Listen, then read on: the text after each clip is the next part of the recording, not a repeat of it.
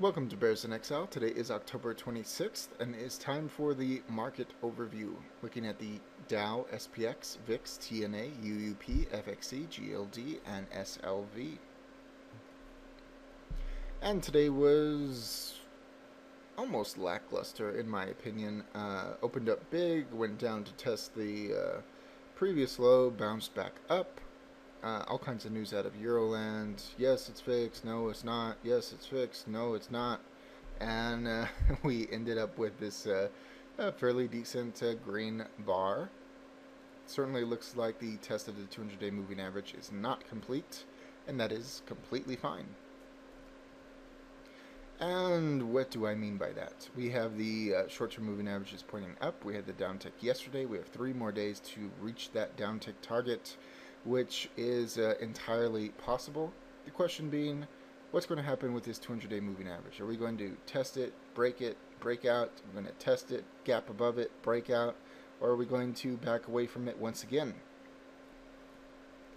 Well, my opinion is, I don't know. Certainly Euro events are going to determine what happens with that, but I'm also looking upon this with glee about the convergence and confluence of the indicators. And what do I mean by that? I mean the 14-day RSI moving average reaching overbought today, reaching the line to meet up with the stochastics. Now, if we fail at the 200-day, this is in a perfect position to turn around and go down. Along with the CCI, which is massively high, the RSI, which is very high, high on the MACD, and we got an infinitesimal downtick on the histogram, which personally I'm just going to count as a side tick. Now, what else do we have to work with this? I mean, having all these things high is going to be good. Good for going down if we go down. Beyond that, we want confluence in the other time frames. In the 180, we see that the 14-day is not far away from overbought. We can see that the stochastics are on their way back up, moving along with it. Having those get to the top would be a good thing. CCI is high, has just a little ways to go to the top. RSI is very high, and MACD's kind of just floundering, but it's all good. We want all these things to be at the top all together. 60-minute, we can see the CCI is very high. We can see that the stochastics are on their way up.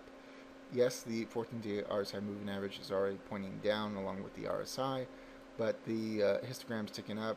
MACD's looking for a bullish cross, and having these go up will help. Oh, come on. Okay, where was I? I think I got through all of this. That phone call just broke my chain of thought. 30-minute, also looking for confluence. Yes, we have the stochastics very high, the CCI high, RSI marching up, 14-day RSI moving average marching up, uptick on the histogram, uptick on the MACD. So the point being, we want all these things to get to the top. 30-minute get to the top, 60-minute get to the top. Yeah, 14-day RSI is kind of out of place. 180, we want everything to get to the top. Daily, we want everything to get to the top. And we want it to do that without breaking the 200-day. Now, can we do that? We don't know. But if we can do that, that's fantastic. Now, the bears should be running for cover if this is broken with a solid break, not a piercing tail, not with a partial candle peeking out the top. I mean, a strong full candle above the 200-day. If it does that, then the bears have most likely lost. But if it can't do that, then it's going to be a really good opportunity. So looking for that. And SPX ended with a spinning top, short-term moving averages pointing up, having some crossover in the middle Bollinger Band, but not at the halfway point yet. CCI very high, stochastics very high, 14-day RSI moving average even a smidgen higher than the Dow. RSI high, downtick on the histogram.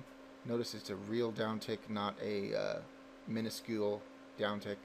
Uptick on the MACD.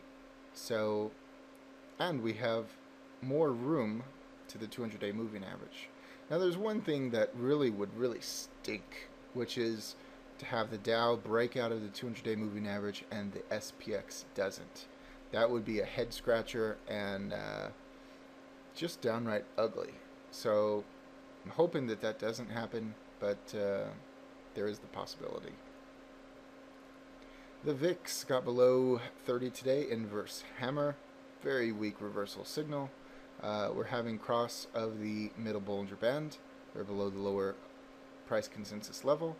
Downtick on the CCI, downtick on the 14-day RSI moving average, downtick on the stochastics, downtick on the RSI, downtick on the MACD, downtick on the histogram. But not far away from having these in a great position for a move up. And I'm really not counting too much on this gravestone doji or inverse hammer, whatever you want to call it. But nonetheless, if we're able to get these into proper alignment and we don't break the previous low, and even more importantly, not breaking the 200-day moving average, which we have a lot of room to do, this looks pretty good to me as a possibility.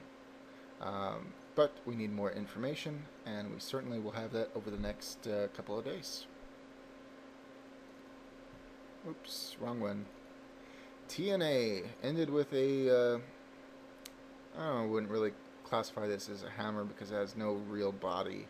CCI very high, stochastics very high, 14-day RSI moving average closing in on overbought, side tick on the RSI, minuscule downtick on the histogram, uptick on the MACD. We have not cleared the bearish bar. The bearish bar is still there. It is collapsing, but it is still there, and not far away from having a good setup here. UUP, very, very interesting. We have a inverse hammer, 14-day RSI moving average very low, looking for that to hook. Once we get that hook, that's going to be a great sign. Stochastics very low, uptick on the CCI, also oversold. Very oversold on the RSI, uptick on the histogram, downtick on the MACD. Just waiting for that Euro news. Just waiting. And yeah, we have the short-term moving averages pointing down. Yes, we are below the 200-day moving average. Yes, we have the middle Bollinger Band above the short-term moving averages. It is not pretty. All I'm saying is that we should be close. We should be. And we're going to see.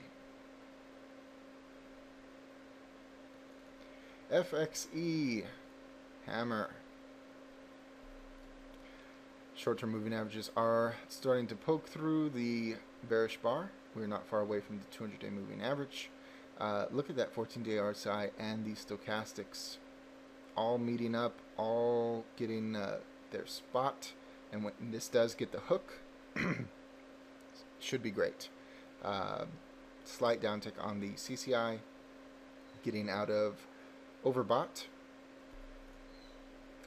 RSI very high, downtick on the histogram, uptick on the MACD. We're just waiting for that Euro news, and but you know what? Maybe they'll just print $10 quadrillion and bail everybody out, and they'll break through the 200-day moving average and go up to 5,000 or something like that. But if that doesn't happen, it sure seems like we're in a good spot very, very soon to get that move down.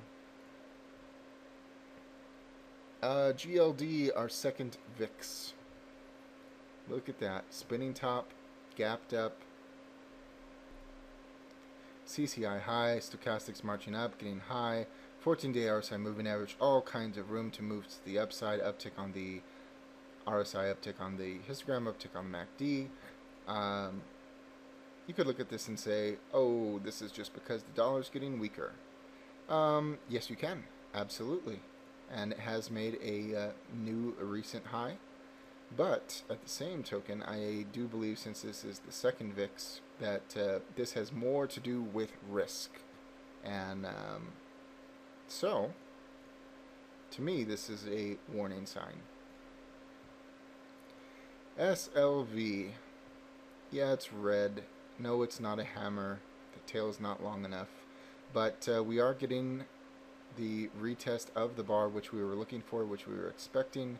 The short-term moving averages have a little ways to go before they actually accomplish that. But I don't expect silver just to fall down tomorrow. So this looks very likely to me. CCI very high, stochastics marching up, 14-day RSI moving average ticking up with all kinds of room to move. Downtick on the RSI, uptick on the histogram, uptick on the MACD. Not a bad looking chart to me.